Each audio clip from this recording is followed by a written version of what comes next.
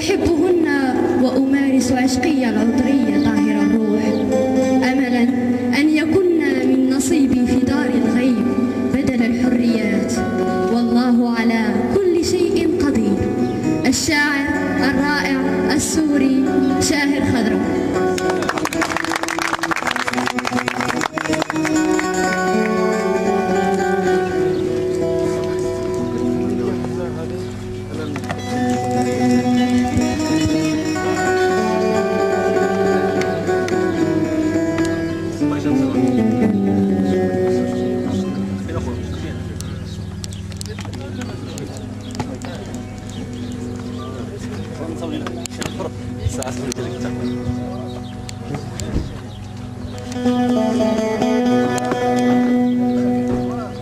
السلام عليكم.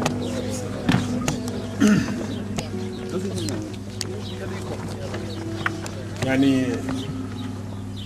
ذكرتموني بدعوة كنت مدعوا إلى إحدى الدول الأوروبية، وكانت المدينة اسمها بودابست.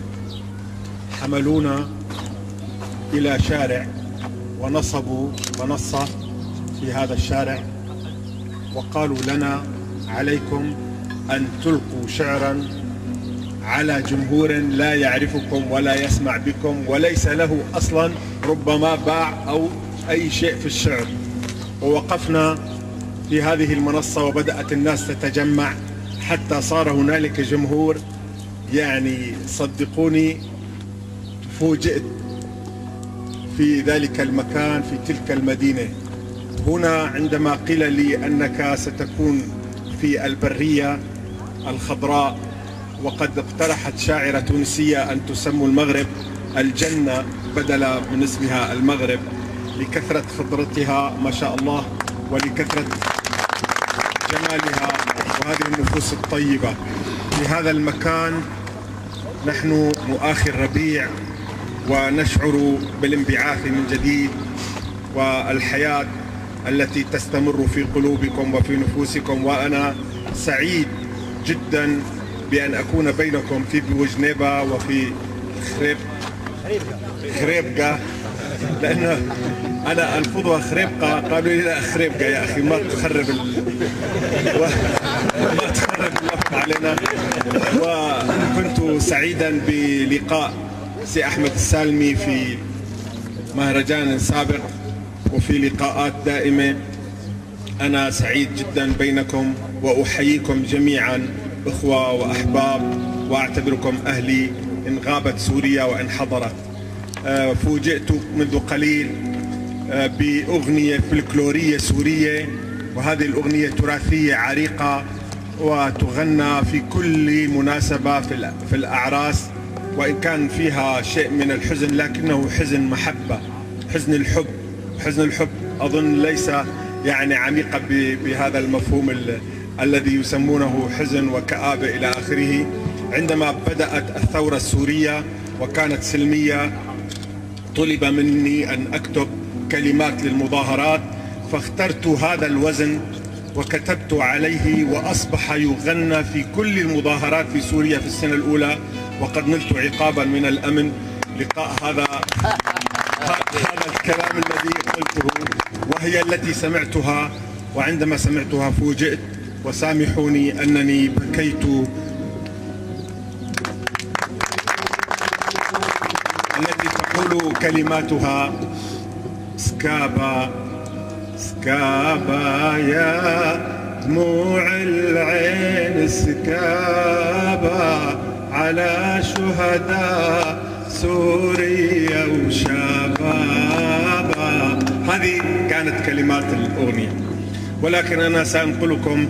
انتقلت إلى هنا وحتى سألوني في الفيسبوك أن نراك تضحك ونراك سعيدا، كيف وبلدك يحترق والأموات في كل الطرقات؟ قلت لهم: لقد هربت من الموت وتركت الشقاء على من بقى. سأقرأ عليكم بما أننا في هذا الجو الربيعي قصيدة خرير الماء. تحت شباكي خرير المي، من نهر جاي من غيوم الليل، من ساقيا حشرت بها المزراب ما بعرف، من صوت نبعة مودرة بهالأرض، من صوت بلع الريق بشروش الشجر، أو صوت دمعة فيقت التراب ما بعرف، أو هو بحر لاحق شي موجة لاحقة قطرة مطر كانت صغيرة وحافية نطوت على حفاف الصخر، هبت على برعم صدرها العافية غمزة غصن، نامت معه بسرير شجرة عارية ولدت بشر، نامت معه بسرير شجرة عارية ولدت بشر، عم يرجفوا مثل التياب من بعد غسل معلقين بهالعذاب، أو ريح عم تلعب وعم تنقل شمس عالفي ما بعرف. يا حيط طالع من متاهات العتم، هالصوت صوت إن كان من طاقة حقيقة أو رسم شباك بانيك الحلم لما الخضر، هو كم سؤال انسأل بالمدماغ، متخيلك حامل لعيني نور طافح ظل، حامل لسمع تراب عم ينبل، صاحي أنا لما أنا بلمسة وعي مختل ما بعرف، كل اللي بعرفه تحت هالشباك بغفى وبصحى على خرير المي. هدوا شوي، سمعتوا خرير المي، سمعوا خرير المي. لن أطيل عليكم في طالما افتتاح لندع المجال للجميع، وقد طلبت مني أخت كريمة وعزيزة أن أقرأ قصيدة سمعتها مني، وصارت هذه القصيدة لازمة لي أينما ذهبت تطلب مني. عنوانها بيت المونة، بيت الغرفة الذي توضع فيه مؤونة البيت. ولدت القطة، خففوا لي شوي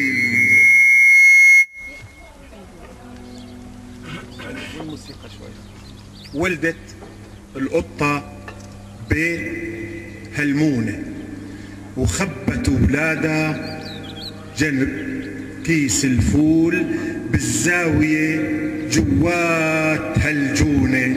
صدقت ستي كثر ما بتقول، مجنون عني ابن مجنونة. شلت القطط الصغار من بيتن وبسبت ستي رحت حطيتن. رجعت القطة وجنت بهالليل، وضروعها تفصد لبن وتسيل، من صوتها فتيلة الغاز تميل. وستي تمتم، شو جرى شو صار؟ ما صار لها يومين ولدانة، شو مهورني رجعت الملعونة؟ وتلوب قطتنا بأرض الدار، تملط نهودة مثل شهواني، وتشم من كل الزوايا غبار مثل اللي أدمن شم أفيوني. لاحظت ستي خيال عالشباك شاهر، ولا شو القصة؟ قول القطة شو باها؟ شو عملت لها؟ قلت يا ستي أنا وهناك تذكرت أمي وطرتك إلها، خبيت عنها أولادها الصغار وحطيتهم بالسبت يا ستي، مع تياب اللي رح تلبسيهن بكرة عظهر النعش لو مت. الله يخرب بيتها أمك، الله يخرب بيتها أمك يا شقي يلي الحقد من دمك، وراحت بسرعة تفتح الصندوق. القطة وراها قلبها محروق، وقفت القطة بظهر هالصندوق ونقط حليب ضروعها من فوق. رضعوا القطط من أمهن بشوق، وخطت القطة بصوتها الرضيان، نامت وكانت راضية عني، لكن صدر أمي بقي نشفان. لا شفت صدرها ولا رضعتني، ولسان ستي قرضته الديدان، مدري رضي أو ما رضي عني. شكرا.